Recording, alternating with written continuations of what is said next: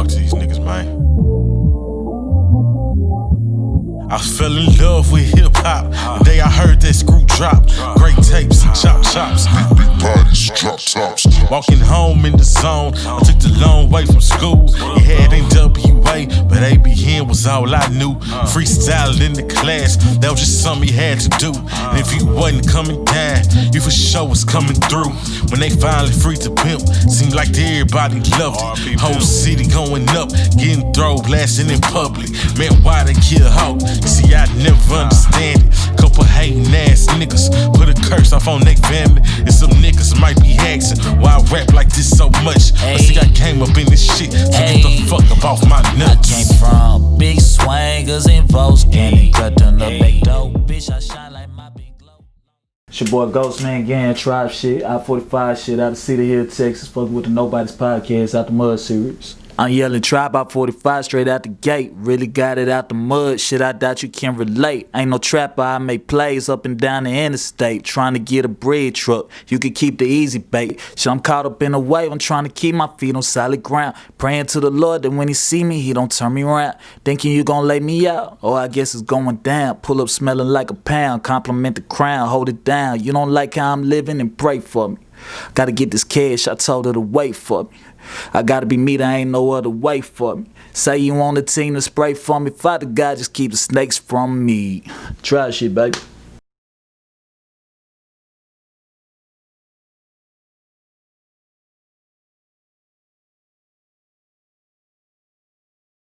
Welcome to the Nobody's Podcast. It's D-Field, the Daydreamer here. And it's your boy Swank. And we got Ghostman Gam in the building today. This is the second installment to the Out the Mud sub-series we got going on YouTube. Tell them about yourself. So, Ghostman Gam, out of last Tribe, Cedar Hill, Texas, man. Appreciate y'all having me, man. Always more than welcome, man. So I want to jump into it because I know about you. I've heard your music. Your music is real nice. I appreciate that. But I did see a story on Instagram. You had an Instagram post, and it pretty much had a question about how you even got into start. I want to know about that story. I saw that post. Alright, so basically this was like years ago, but you know, my first time rapping, you know, it was just like, you know, being out on the street, you know, with your boys and everything like that, people freestyling. I got called out to get freestyle and I got washed. Like, I mean, I'm talking about ABC 1, 2, 3, horrible. So I mean, like, horrible. Was this like a circle y'all had and you was always there, never The cafeteria or? circle. I mean, kind of like, okay, so I could put it like that. You know how like you outside on the street and you know you start rapping, everybody go in a circle, you rapping, everybody just stop and look at you like, what the fuck is going on? We ain't never seen this nigga before. What are you talking about? Who is this? Who mans is this? But you know, like when I was young, I didn't really get a chance to listen to much rap. Like my mom, she made me listen to a whole lot of Anita Baker, Sade, you know, a whole lot of R&B. Boyz II Men was probably the extent of edginess that I could really listen to. So, you know, at the point to where, you know, I'm dropping this freestyle, I had no real, I guess, experience with rap. You know, probably just started listening, you know. I mean, but the first song I fell in love with was Quiet Storm by Mobb Deep. So I probably, after that, was when I started listening to Rap City and started, you know, like watching stuff like that. And so from there, I was able to start more so putting things together. And, you know, it just became natural at it. You know, you start noticing that the looks are more like, and then you're like, oh, okay, no, he hard. So, you know, I don't know, and I just like that feeling, you know, being able to put words together. Were you able to, like, go back and prove that to them, or that never happened? I mean, that particular set, you know, over years, you know what I mean? Because this was like an immediate circle, you know, people that you stay around. But, you know, I mean, it did manifest eventually to where, like, you know, you freestyling for other people. And that's actually how I got put in my first rap group with Amazing A Ripple, which, you know, like freestyling. And they was like, okay, nah, he hard. Because they already had their little thing going. But, you know, when I rapped, they decided to put me in the group with them too. And, you know, for anybody that know me, that's how the Lone Star Boys got started. So, you know, that's kind of where that took to. So you earned your stripes, in short. Man, I tried to, bro. But, you know, like, hey, I mean, I still got better with time, you know. But, yeah, after that, I guess I was able to give a couple, 1 or 2 lines that was like, okay, now he hard. So yeah, I know, I would have quit. Yeah. I can see that Anita Baker coming out of some of them courses I've been hearing, like throw a lot of your music. As far as you know, the tunes and stuff that you throwing out there. What's one of your favorite songs so far that you put out? put out, that's the thing, man, you know, because I got a lot of stuff that I haven't put out that I probably got better relationships with, but that I put out, it's hard for me to choose out of this most recent project. I mean, I took too long to actually put it out, so every particular song I got a different relationship with. But I mean, the title track is pretty cool just because not a lot of people know where exactly from the Dallas area I'm from.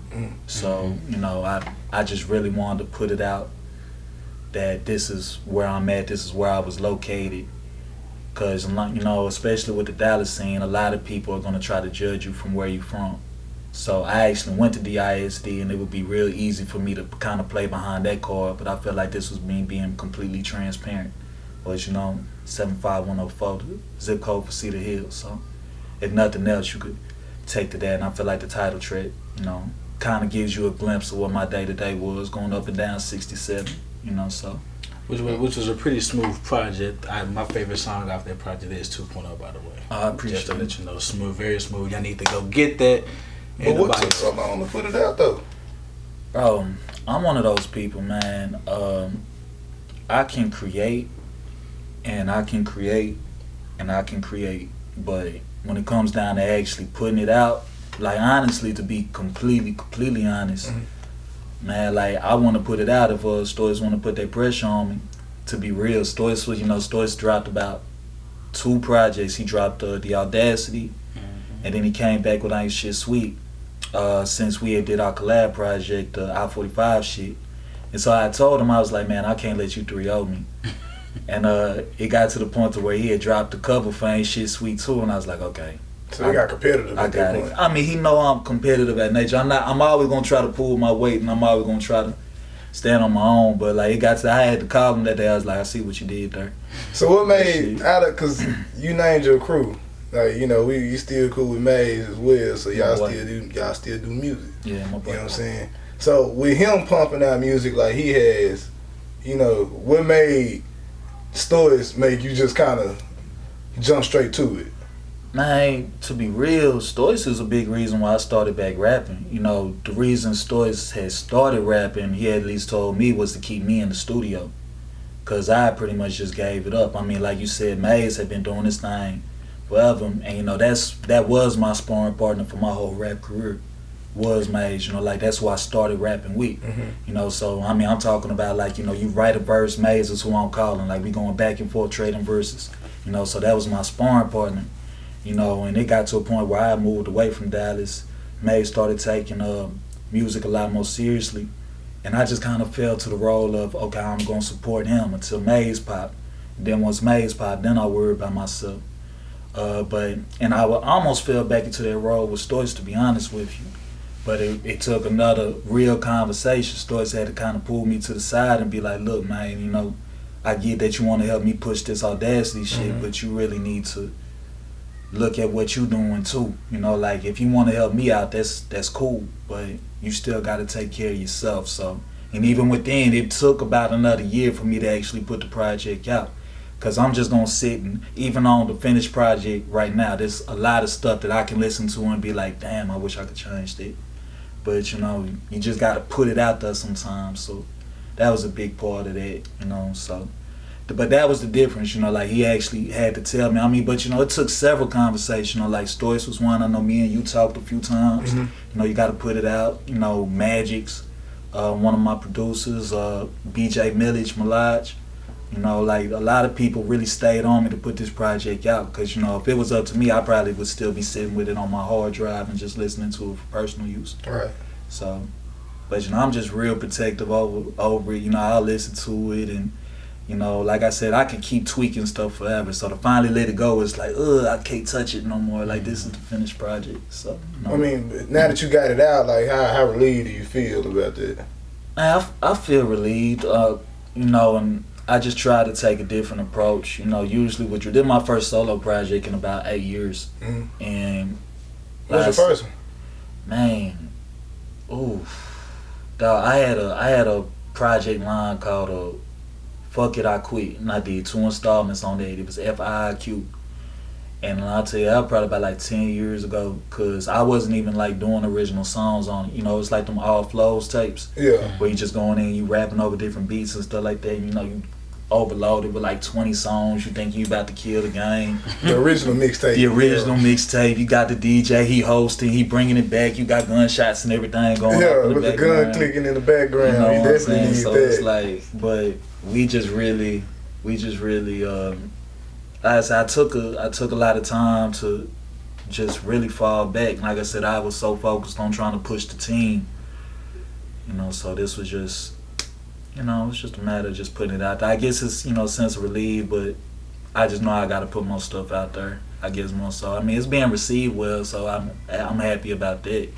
So I'm gonna let you know now. I'm a greedy man when it comes to music, so I'm gonna hold you to that. I feel you on that. I want to hear more projects and stuff from you. I appreciate it. For sure, I got it coming. Cause you know I'm like you said, we talk about it quite a bit. I'm always in your head about promoting yourself too. Like what stops you from promoting yourself? It kind of comes off, I guess, something like, I guess, antisocial in a sense. I get told that it's something that I'm trying to work on. To be completely honest with you, a lot of it was upbringing. I was really raised to be private, you know, and not even in a sense of just music. It's just, you know, we just have an understanding of the more you shine, the more of a target you are. So even when I was just, you know, doing my thing and just, you know, just chilling, you know, getting my little bit of money, you probably would never see it just because I'm not really trying to put it out there like that, you know, like just quiet money. But the thing is, with music, you can't do that. Music is the direct opposite. And so it's really hard for me sometimes to kind of transcend that line. You know, I get called antisocial, or, I mean, if not antisocial, I guess kind of, if not personable, I guess, you know, because I don't know, I try, but sometimes that's just my natural attitude. It just kind of comes off like that. I feel you. I mean, I get that. I definitely get that. Sometimes you're not gonna be as welcoming to like a lot of everybody. I put it like that. Yeah, I just watch. I'm just, you know, I'm observant. I mean, to be honest with you, it is a good amount of people that I'm probably watching you before you talk to me, and I've just picked up on some stuff that I really don't even want to deal with you on anyway. To be real, you know, I mean, just it's a lot. I'm really careful with who I talk to. I'm real careful with my energy. I'm real careful with who I let know what, because, you know, I just seen it go bad so many times, you know, in a real way, not in a rap way. So I just try to be cautious, but I'm trying to break out of it because I do want to work with people. You know, I do want to branch out. So kind of got to give and take. I can dig it. Okay, so if I'm like, just another one of my curious questions I have for you. I feel like every artist has a favorite artist they like listen to or they personally relate to, in a sense. Do you have yours? Who you got? Or do you have, or if you don't have a personable artist that you can relate to, do you have somebody that you just enjoy listening to, like who you liked in today's rap game?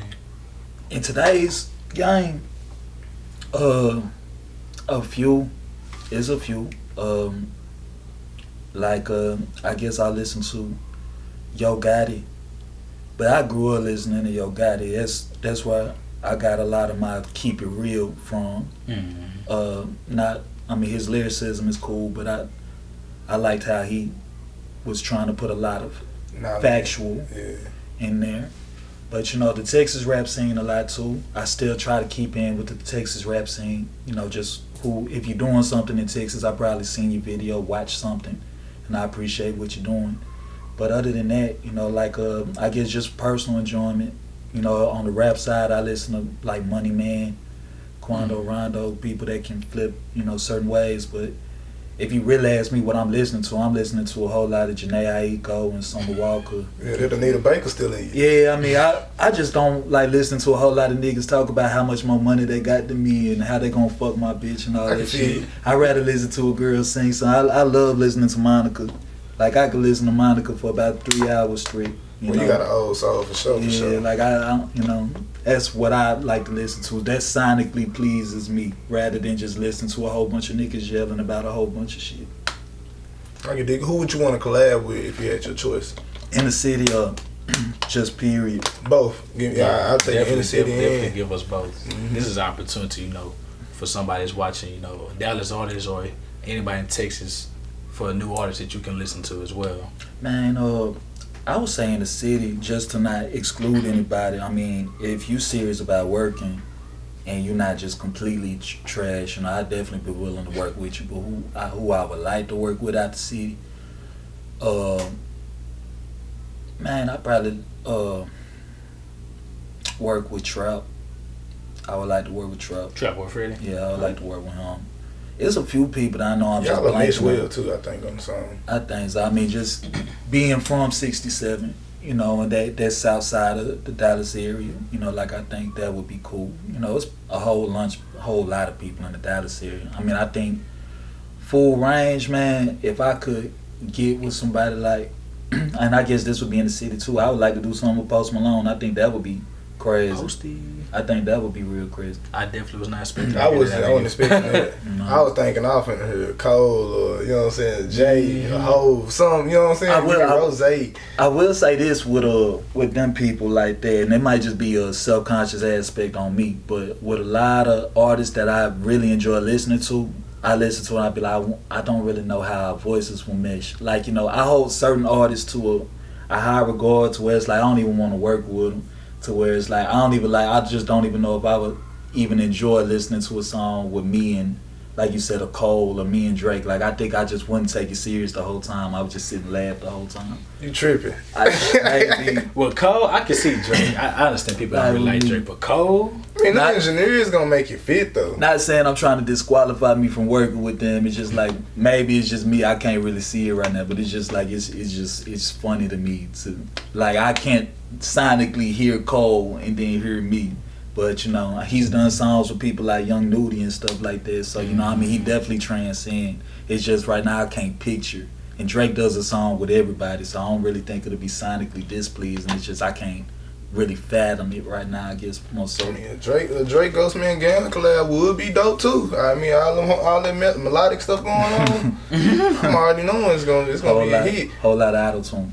Straight up. Where you see your career as far, you know what I'm saying, right now, where you're starting to get it going now. Yeah. So where do you see yourself in 5 years with this? 5 years, speaking into existence, man, I feel like really having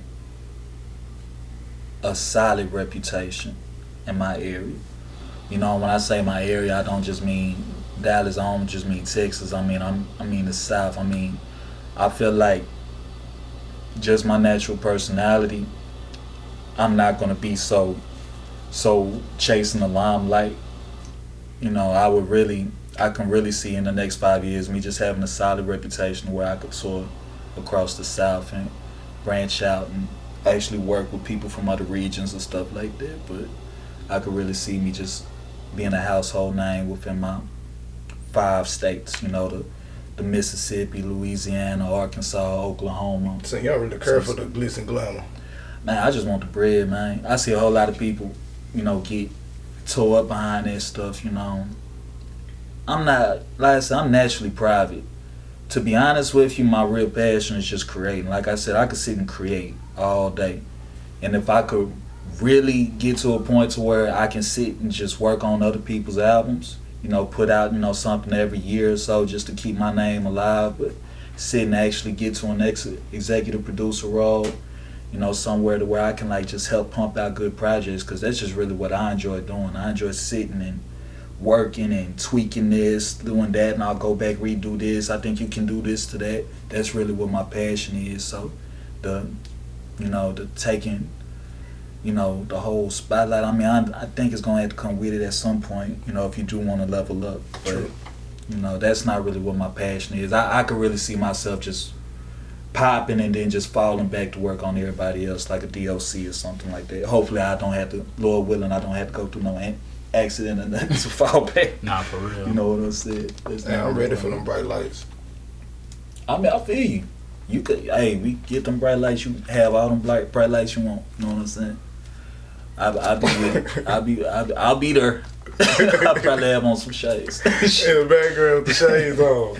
Yeah, Hey, we man. did it, y'all. Exactly, man. Exactly. But nah, but it's just honestly, I feel like it's inevitable. I surround myself with a whole lot of talent, just naturally, man. Like I wouldn't be rapping with Stoics if Stoics was trash. I wouldn't be rapping with Maze if Maze was trash. You know what I'm saying? We wouldn't be doing it. So I know even if it, if it's not me per se, like it's gonna come to the team. We work too hard for this, and we too good. I mean, we too good. We got a natural understanding for this, So I feel like I just feel like it's the best kept secret. I really do. Mm-hmm. I feel like once it does pop, it's gonna pop, and people are really gonna understand who got it. And like I said, I feel like it's inevitable. But if you asking me, I would really just like to create. That's my favorite thing to do, is just sit and create. You could lock me. Pump it out. Like he said, I want the material. You got it. I mean, throw it out there. Yeah. I want the visuals. I want it all. I'm trying to see it. That's what I need is the visuals. Are we getting any music videos for any of the songs on the new project you dropped? Definitely. I mean, it would be real nice to shoot one for each song, just because I definitely I got a different relationship with each song on the project. But I'm really right now just trying to see what people take to the most, see which visual I'm gonna shoot first. But right now, a lot of what I'm getting is you might see a video for 2.0 soon. Might see a video for Bounce soon. I mean, I'm getting those a lot. We'll see if I could break Maze out and see if we can do one for Ball. You never know what we're gonna do. That'd be a dope one. Yeah, so we'll see what happens. You never know. I might take it back to the city, do 75104. Okay. What's your future projects looking like? Man, well, I know for sure that I'm gonna have one coming with Maestro. He did like the last 6 songs on 75104. So I know we were in talking, and we're probably gonna do one together. Just try to figure out what sounds the best with that. I know for sure that I got me and Stoics that I brought up a couple of times. I know we're gonna have our 45 Part 2 coming sometime. Really just depends on what life brings. And then other than that, like I said, I'll be putting out videos, and you never know, I might drop a single or 2 out there just to see how people take to it, just to get some new material out there. So, I can dig it. Yeah, so one last question for me, just to take us off of music, something real small and slight. Do you got a favorite pair of shoes of all time? I got a favorite silhouette. Like my favorite silhouette is the Jordan 8. I love the Jordan 8. It just looks so different to me. I definitely thought you were gonna say ones. I mean, That's usually the go-to. I thought you was gonna say ones. Yeah, man, ones are your go-to. They tradition, man. But like I like stuff that just look. I mean, I kind of take stuff that people don't really like. I see people like 8s. Yeah, we definitely on the same page because I rock with 8s too. So Yeah. I think I told you that before. That double strap with the 23 on it, the mesh I love tone. hooping in them joints, fam. They so light. Yeah, It's it's a nice feeling shoe, so I'm saying. But I still haven't got my grill. When I go back, I get them Peapod 8s. The denim with the orange hit. That's a rare shoe. Yeah, man. Shout out to Zay Boyd, cause I remember from Townview that's who had them, and I used to just sit there and watch him every time he had them. I'm like, I hate this nigga. Oh man, hey, we all had them moments, fam. I know it. I hate this nigga. But you got anything else you want to say before we go? Man, shoot.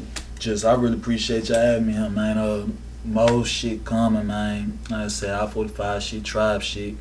And like I said, stream 75104 till you can't no more. Link in bio. For real. Link definitely in bio. Man, run me up. Follow Link in this man on all description. social media platforms as well, man. Yeah. What's your ad symbols and all them? A samples. They need the It's, height, underscores and all. I believe on everything is at Ghostman. That's GHOST. M as in Mary, A, N as in Nancy, _ GA, M as in Mary. On everything.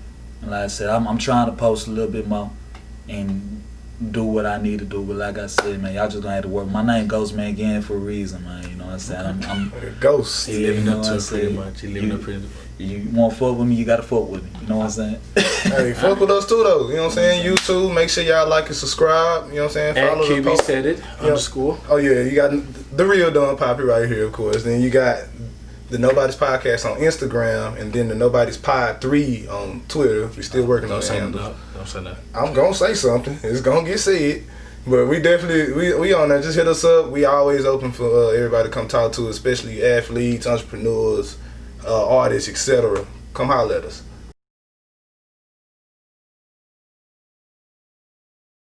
What's up with it, man? Appreciate y'all fucking with the interview, man. Watching, man. Like and subscribe to the Nobody's Podcast, man. 75104 out right now. Link in bio. And shit, man. Keep it classic. 100.